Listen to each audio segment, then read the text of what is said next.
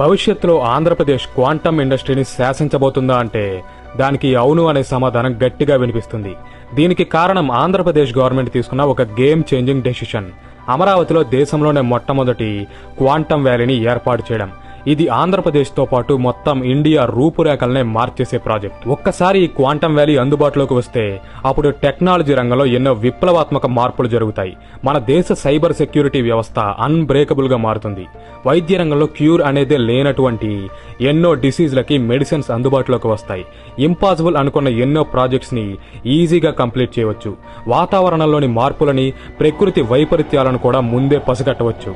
దేశ రక్షణ కోసం కూడా శక్తివంతమైన ఆయుధాలని రీసెర్చ్ చేయవచ్చు. అయితే ఇవన్నీ కూడా ఒక క్వాంటమ్ వ్యాలీ ఏర్పాటుతోనే ఎలా సాధ్యపడతాయి, దాని గురించే ఈ వీడియోలో తెలుసుకుందాం. ఈ క్వాంటమ్ వ్యాలీ యొక్క ఇంపార్టెన్స్ అండ్ ఫ్యూచర్ లో ఇండియా డెవలప్మెంట్ లో ఇది పోషించబోయే రోల్ గురించి క్లియర్ గా ఎక్స్ప్లెయిన్ చేస్తాను. ఈ వీడియో చాలా ఇంట్రెస్టింగ్ గా ఉంటుంది. సో ఏ డీటెయిల్ కూడా మిస్ అవ్వకుండా ఉండడానికి వీడియోని లాస్ట్ వరకు చూడండి. ఆల్సో ఈ ఇన్ఫర్మేషన్ మరికొంతమందికి చేరేందుకు ఈ వీడియోని లైక్ చేయండి. 1990s నుంచి ఎర్లీ 2000s మధ్యలో ఆంధ్రప్రదేశ్ రాష్ట్రం ఐటీ సెక్టార్లో ఎటువంటి గ్రోత్ నైతే చూసిందో ఇప్పుడు కూడా సేమ్ స్ట్రాటజీని రిపీట్ చేయాలని ఏపీ గవర్నమెంట్ ప్లాన్ చేస్తుంది. అయితే ఈసారి ఐటీకి బదులుగా క్వాంటమ్ ఇండస్ట్రీలో ఆ గ్రోత్ ని తీసుకురాబోతున్నారు.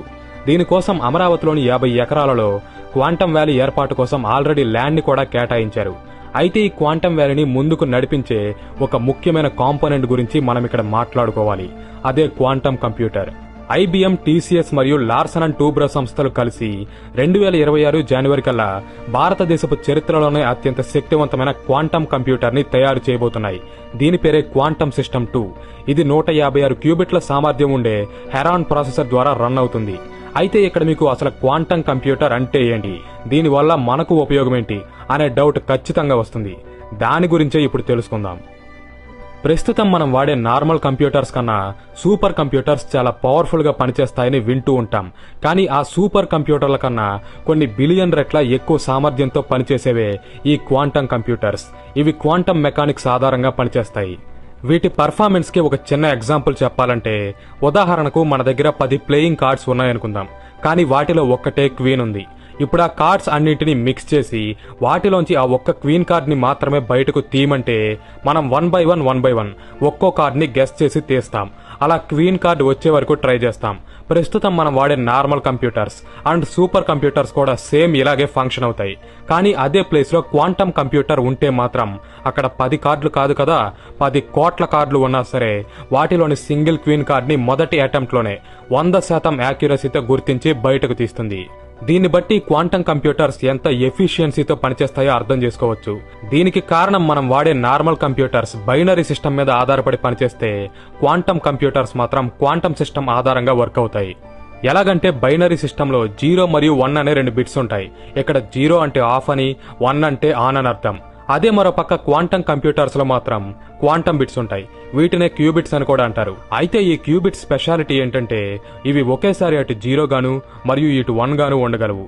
దీనినే క్వాంటమ్ ఫిజిక్స్ లో క్వాంటమ్ సూపర్ పొజిషన్ అని అంటారు.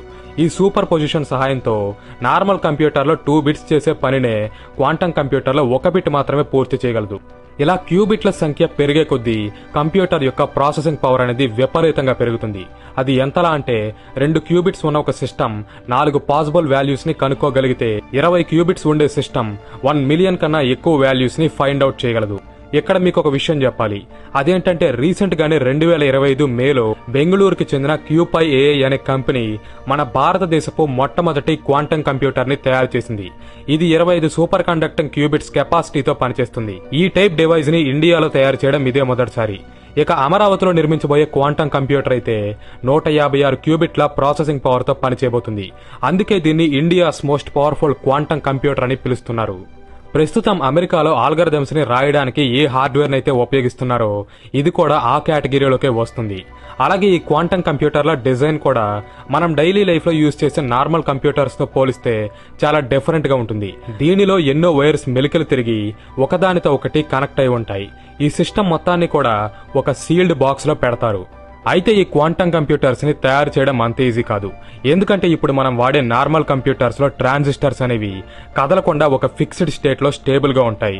కానీ క్వాంటం కంప్యూటర్స్ లో అలా కాదు. ఇక్కడ పార్టికల్స్ అనేవి ఎప్పుడు కదులుతూనే ఉంటాయి. సో చిన్న వైబ్రేషన్ వచ్చినా, టెంపరేచర్స్ లో ఫ్లక్చువేషన్స్ జరిగినా, రేడియేషన్ పెరిగినా, ఇలా చిన్న డిస్టర్బెన్స్ ఎదురైనా సరే ఇవి మైక్రో సెకండ్స్ లోనే తమ క్వాంటం ప్రాపర్టీస్ ని కోల్పోతాయి. ఈ రకంగా క్యూబిట్స్ మధ్య ఉన్న కనెక్షన్ దెబ్బతిని మొత్తం సూపర్ పొజిషన్ కొలాప్స్ అయ్యేలా చేస్తుంది. అప్పుడు ఈ ప్రాజెక్ట్ కోసం పెట్టిన డబ్బంతా కూడా బూడిదలో పోసిన పన్నీర్ అవుతుంది. కాబట్టే వీటిని బయట ప్రపంచంతో సంబంధం లేనటువంటి ఒక ప్రత్యేకమైన ఆపరేటింగ్ రూమ్స్ లో ఉంచుతారు.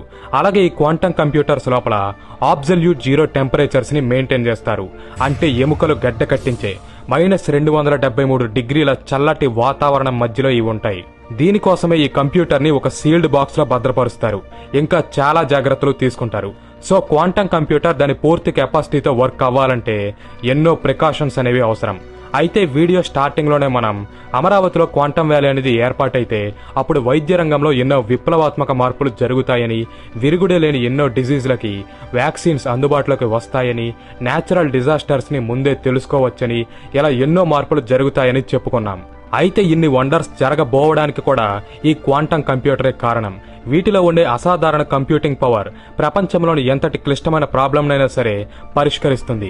ఎందుకంటే ప్రస్తుతం మన దగ్గరున్న ఎంత గొప్ప సూపర్ కంప్యూటర్ అయినా సరే ఒక సమస్య వచ్చిందంటే దాన్ని సాల్వ్ చేయడానికి ఒక్కో సమాధానాన్ని 1 by 1 చెక్ చేసుకుంటూ వెళ్తుంది. అలా కరెక్ట్ ఆన్సర్ వచ్చే వరకు ప్రయత్నిస్తుంది. అయితే ఇది చాలా టైం పట్టే ప్రాసెస్. కానీ క్వాంటం కంప్యూటర్స్ మాత్రం దాని క్వాంటం సెర్చ్ లో కరెక్ట్ ఆన్సర్ కోసం కోటాను కోట్ల సాధ్యాసాధ్య మార్గాల్ని ఒకేసారి అన్వేషించి వాటిలోని సరైన సమాధానాన్ని పసిగడుతుంది. అది ఏ విషయంలోనైనా సరే. అలాగే ఇక్కడ మనకు కనిపిస్తున్నట్టు upper case, lower case, numbers మరియు సింబల్స్ ఉండే ఒక పాస్వర్డ్ ని క్రాక్ చేయడానికి ఇప్పుడున్న సూపర్ కంప్యూటర్స్ కి 174 సంవత్సరాల టైం పడితే క్వాంటం కంప్యూటర్స్ మాత్రం దాని ప్రాసెసింగ్ స్పీడ్ తో ఈ పాస్వర్డ్ ని జస్ట్ 7 సెకండ్స్ లోనే క్రాక్ చేస్తుంది.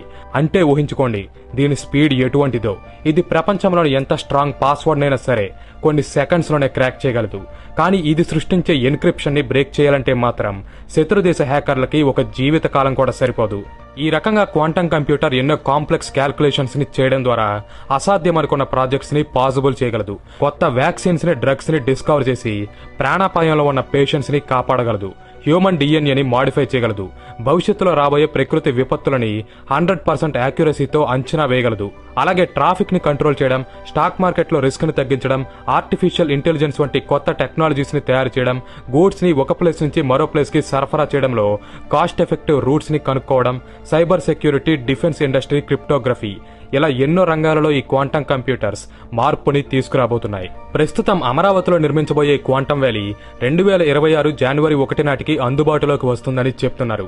ఇక్కడ కంప్యూటర్ నిర్మాణంతో పాటు డేటా సెంటర్స్ ని, రీసెర్చ్ ఇంక్యుబేటర్స్ ని, టెక్ పార్క్స్ ని కూడా కట్టబోతున్నారు.